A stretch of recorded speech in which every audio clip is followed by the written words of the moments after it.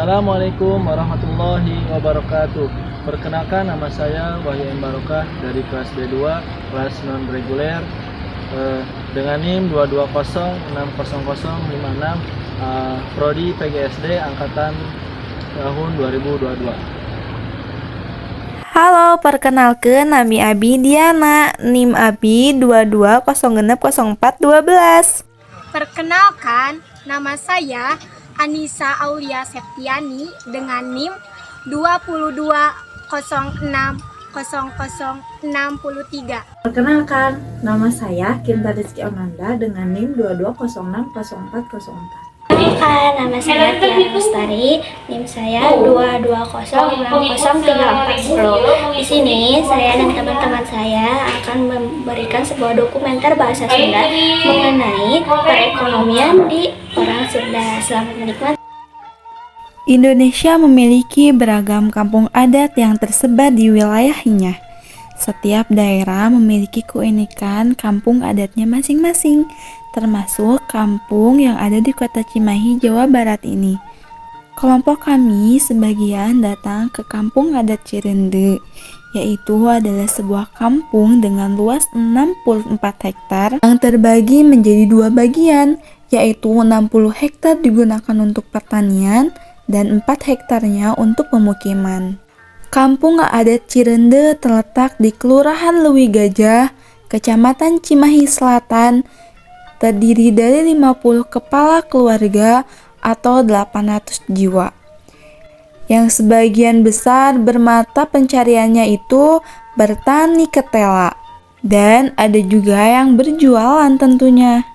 Kampung adat Cirende sendiri memiliki luas 60 hektar, terdiri dari 60 hektar untuk pertanian dan 4 hektar untuk pemukiman. Sebagian besar penduduknya memeluk dan memegang teguh kepercayaan Sunda Wiwitan hingga saat ini. Kampung adat Cirende selalu konsisten dalam menjalankan ajaran kepercayaannya, serta terus melestarikan budaya dan adat istiadat yang telah turun-temurun dari nenek moyang mereka. Seperti tulisan ini.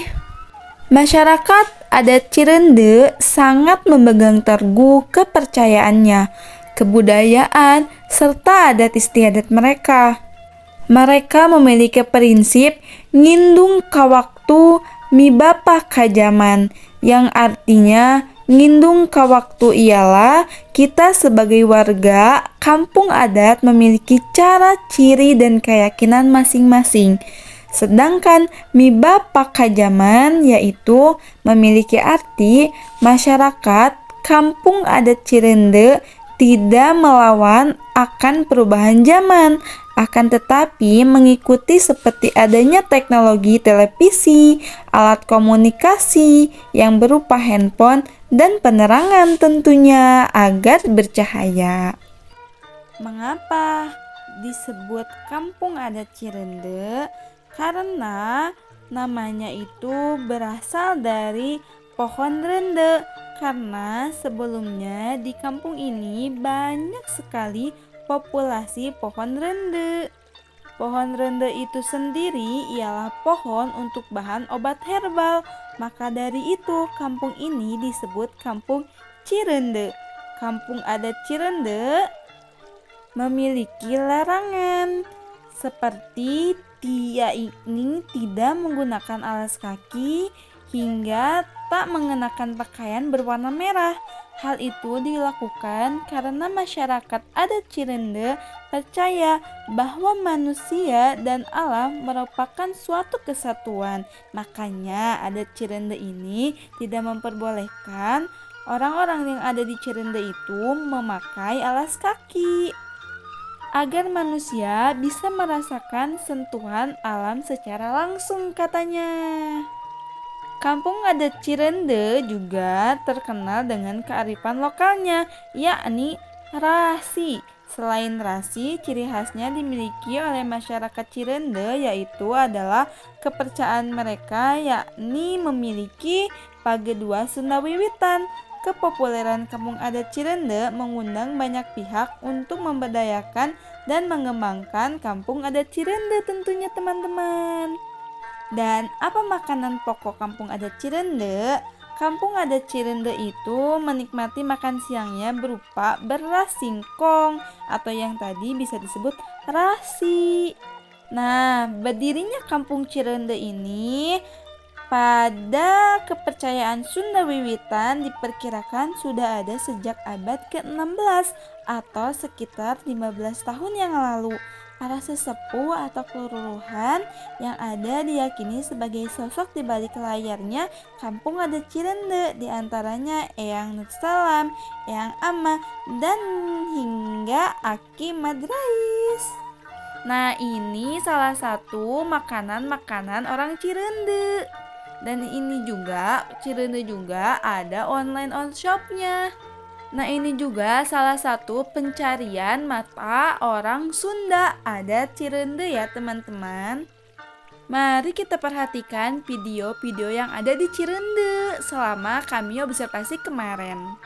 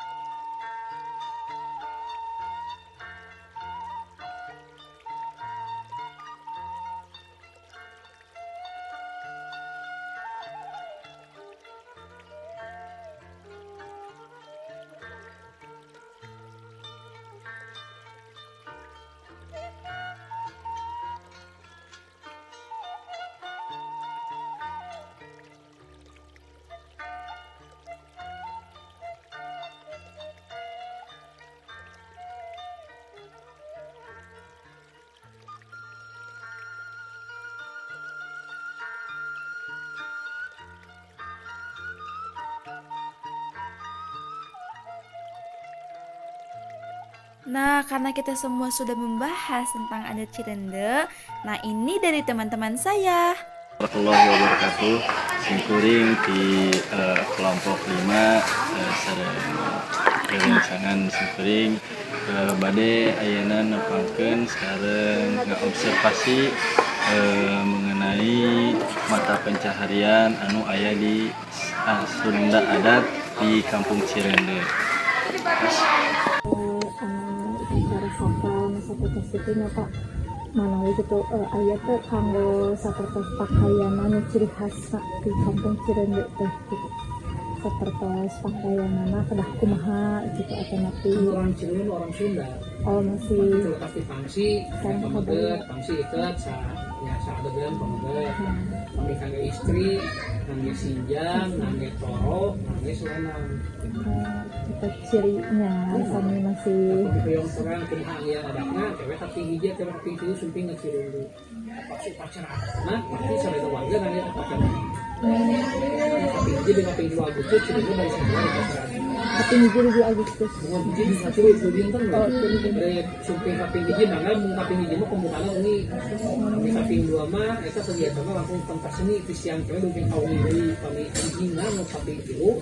Sama khusus prosesi upacara adat, kita usahakan hijing mungkin kan subuh dah emang ditutup wayang golek subuh. Karena misalkan bayang terang pasti dirinya mah berbaur sadaya masyarakat kalebet di Cirende mah tiap tahun pasti menutupan acara doa lintas dinas. Jadi sadaya tokoh agama diulang hanya doa. Jadi kalau saya disimahi mah kumplit. Kami agama ayah dah emang wilayah militernya. Orang mesin juga telah berdua ayah. Hindu ayah mesti mesin sehingga bayata. Kristen ayah, Katolik ayah, Konghucu ayah, berbeda agama Buddha ayah, Buddha juga juga perasaan anggota militer oke gitu. Jadi kumplit di Cimahi itu begitu doa teh. Jadi dalam agama resmi dengan gimana kita singkal gitu. Ayah doa bareng di sini penutupan upacara adat, pas profesi ngajaya. Prosesi ngajaya menete. Ngajaya teh minta itu hasil bumi hasil alam. Buahan, dedaunan, pucukan, dedagingan, sasapanu sangatnya emang di upacara itu tapi satu nanti ayah nonton domanya. Nah ya meski diolah gitu seperti itu ada teh dijaya. Kemudian bilang eta teh bahan kangge manusia. Nah pada di upacara itu yang mengalahirkan kualitas pengumpul itu saya bagi bahannya sebab bahan kangge manusia. Kan selama ini orang tuang leuweut kawitan berenang nyeting itu terbuka seperti pucuk tahun buah beuti sesatuan di tuang orang saripatina bisa tubuh ayeuna jadi manuk.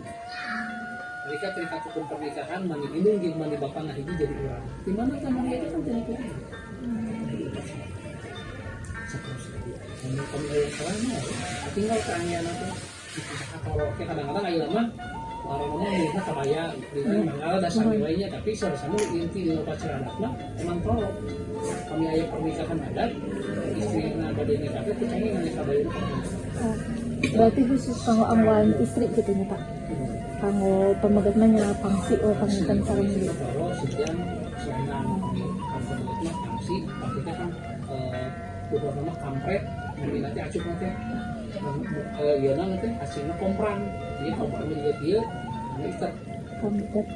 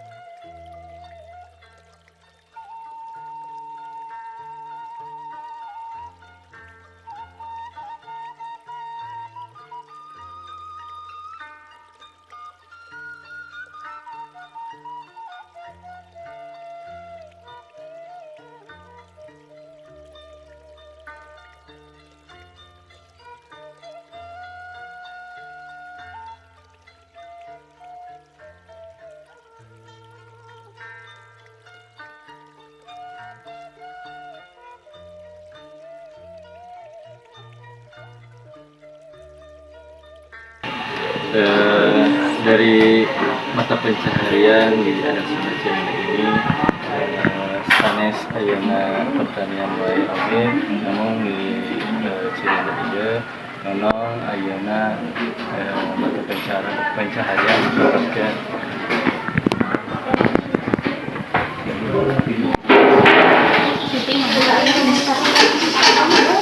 Simping mana teh?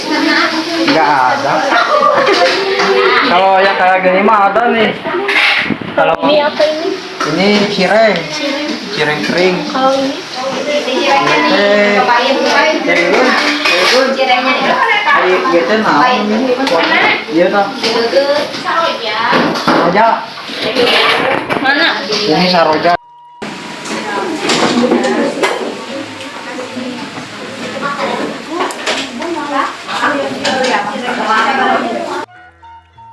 Ya, biasanya yang digital di dia produksinya dia beras. Dia kan sama-sama ini Oh, terus lewat online. Ibu hasilkan upamina teh terbuatna tina naon wae. Atas aci kampung mangga bawang pagi bawang. Digorengna sok dadakan kieu.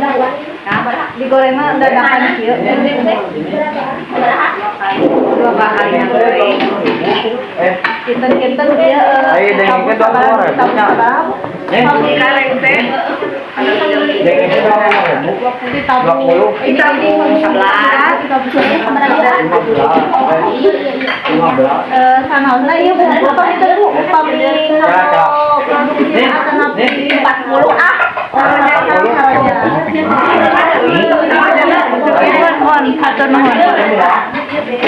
Iya sabaraha.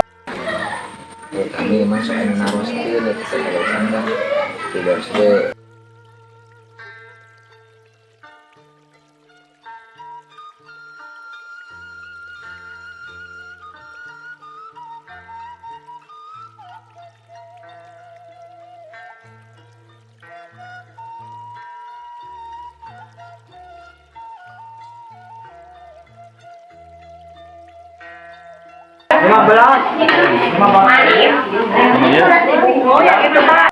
Nah, alhamdulillah kita sudah membahas tentang Kampung Cirende dan mata pencariannya. Nah, di sini Diana juga punya mata pencarian kebudayaan orang Sunda di Kampung Diana. Nah, kalau Diana itu rata-rata orang sini itu juga petani. Kayak yang lagi nyebur. Ini ada si Mamang yang lagi nyebur, teman-teman. Sebelum bertani, pastinya kita itu akan membersihkan dulu tanaman-tanaman. Nah, alhamdulillah di sini juga aku memetik tomatnya langsung dari hasil petani yang ada di dekat rumah aku.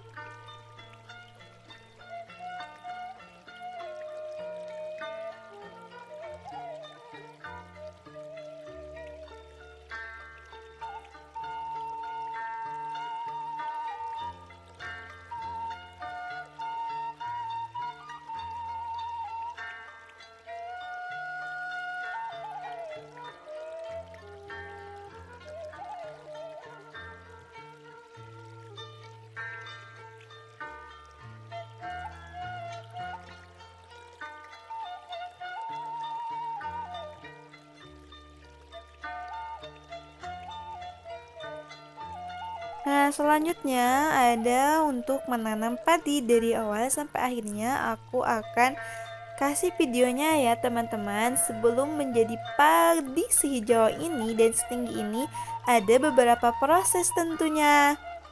Nah, sebentar lagi kita akan melihatnya. Ini adalah ada di kampung aku ya salah satunya.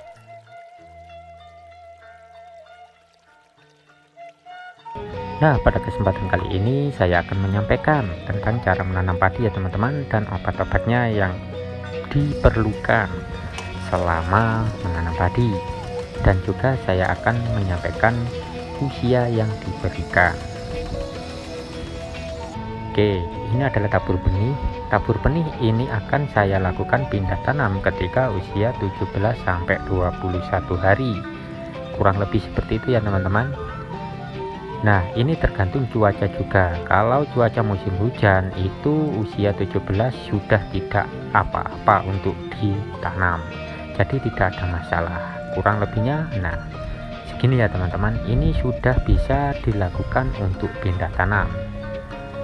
Ini dilihat dari tanah lahan teman-teman ya. Kalau memang tergenang air, banyak tergenang air, lebih baik ditinggikan terlebih dahulu. Kalau tidak banyak air seperti ini, nah itu bisa dilakukan pindah tanam di usia 17 hari setelah tabur. Nah, ini kebetulan saya menggunakan manual dan usia yang saya tanam 21 hari. Setelah tanam pada minggu pertama, tepatnya di antara 4 hari sampai dengan 14 hari, ini adalah waktu yang tepat untuk pemberian pemupukan pertama. Kenapa? Karena padi ketika mulai terbangun atau biasanya dikatakan ngeleler ya, dari pindah tanamnya, itulah fase-fase padi membutuhkan nutrisi pertama kali agar lebih cepat dalam pertumbuhannya. Nah, untuk pemupukan pertama ini kita bisa menggunakan pupuk sama seperti saya. Kalau sama seperti saya, ini saya menggunakan urea dan Ponska dengan perbandingan 2:1, 2 urea dan 1 Ponska. Nah, ini yang saya lakukan, dan pemupukannya di usia 4 sampai dengan 14 hari. Kalau teman-teman telat memberikan pemupukan pertama, ya dampaknya otomatis pertumbuhannya juga tentunya akan terhambat.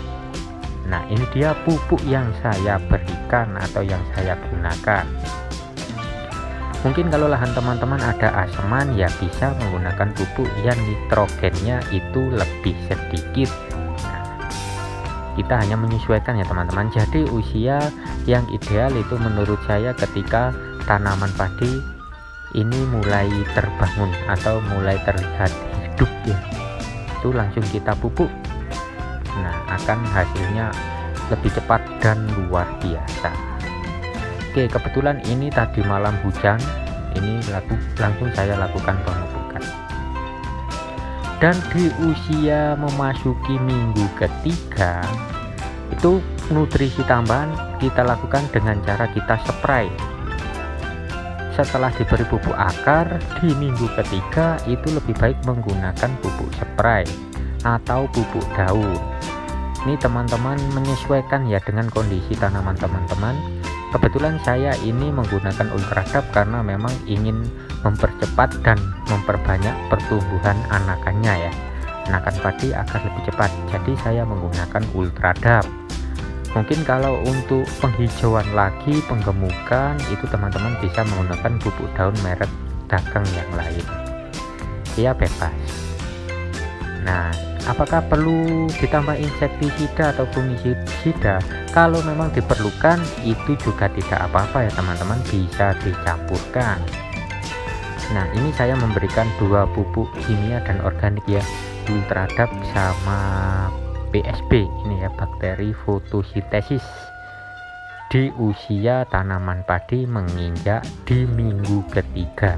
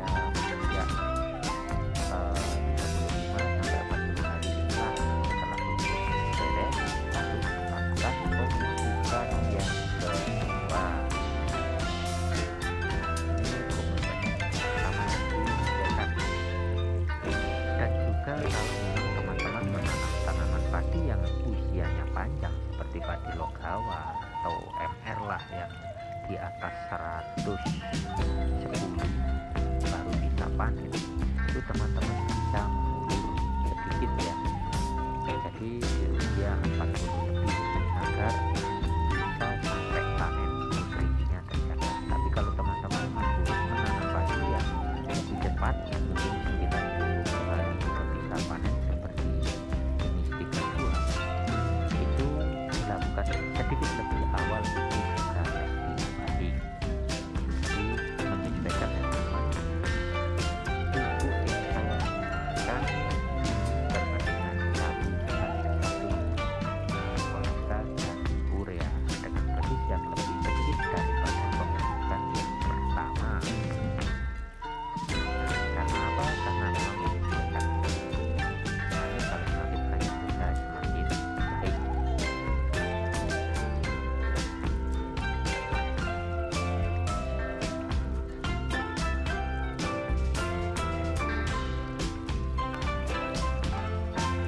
Nah, pada usia 40-50 hari setelah dilakukan pemupukan kedua ya teman-teman, itu alangkah lebih baiknya kalau kita beralih pada pupuk daun setelah pupuk akar.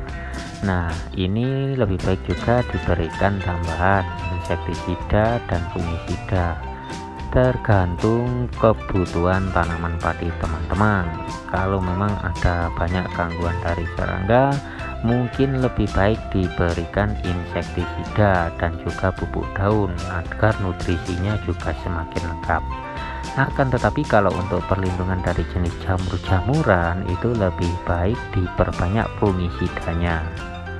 Kalau usia 40-50 hari dirasa padi sehat, kita tinggal tambahkan lagi pupuk daun ya teman-teman, agar nutrisinya juga semakin lengkap.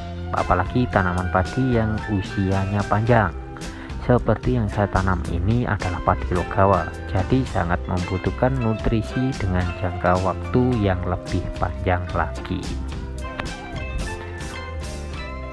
Nah, ini adalah pemupukan yang terakhir ya, sebelum kita masuk pada usia 60 hari setelah pindah tanam. Itu kita beralih dari pupuk fase vegetatif menuju pupuk fase generatif. Menginjak usia 60 hari ke atas, ini beberapa tanaman padi sudah mulai hamil atau beberapa sudah muncul malai. Nah, itu waktunya pemberian pupuk fase generatif. Nah, ini bebas ya teman-teman, bisa memilih berbagai jenis merek dagang, banyak sekali. Yang saya gunakan seringnya menggunakan POM Padi, kemudian Padifit, kemudian juga MKP, disesuaikan ya. Setelah usia 60 harian memasuki 70-an itu sudah hampir rata. Dan ini adalah tanaman padi logawa sehingga pertumbuhannya juga lebih panjang ya usianya ya teman-teman. Jadi di usia 70-80 hari, ini 70 lebih ya, itu baru merata keluar malainya atau bahasa Jawanya biak ya. Nah, kita di usia fase pematangan itu jangan sampai lengah ya teman-teman, karena banyak hama yang tiba-tiba datang seperti hama wereng ataupun juga walang sangit yang mengganggu proses pembuahan. Maka dari itu kita perlu juga melakukan penyemprotan dengan menggunakan insektisida. Ini bebas ya teman-teman, menggunakan apapun. Di video saya ada mulai dari harga termurah sampai dengan harga termahal. Dan juga untuk melindungi tanaman padi dari cendawan atau jamur-jamur yang membuat malai padi atau bulirnya padi ini tidak terisi, itu kita juga perlu menambahkan jenis-jenis fungisida. Kalau untuk fungisida bebas ya, teman-teman bisa menyesuaikan dengan kebutuhan teman-teman yang ada dan juga mungkin yang paling mudah dicari.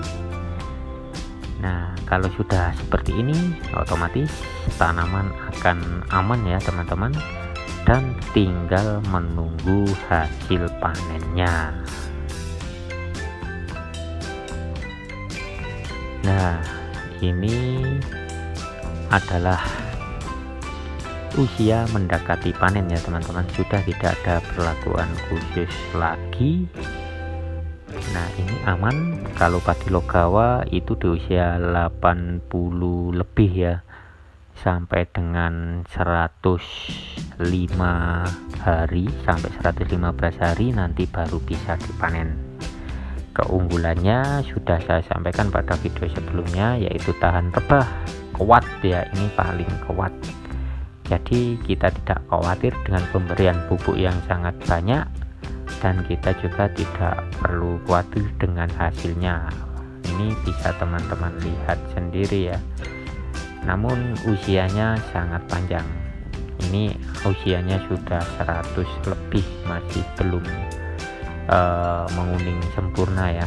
Mungkin nanti 2 mingguan ini akan baru bisa dipanen. Jadi usianya tepat di 115 hari itu baru bisa dipanen. Oke teman-teman, sekian ya yang saya sampaikan pada kali ini, sedikit lebih panjang karena memang ini adalah cara atau dokumentasi menanam padi dari tahap awal sampai dengan tahap akhir menginjak panen datang. Nah, ini tinggal menunggu hasilnya ya. Terima kasih, semoga bermanfaat dan selalu menginspirasi teman-teman semua. Sampai bertemu lagi pada video-video selanjutnya. Yang belum subscribe, tolong bantu di subscribe ya, agar lebih semangat lagi dalam menyampaikan ilmu-ilmu mengenai menanam padi. Terima kasih.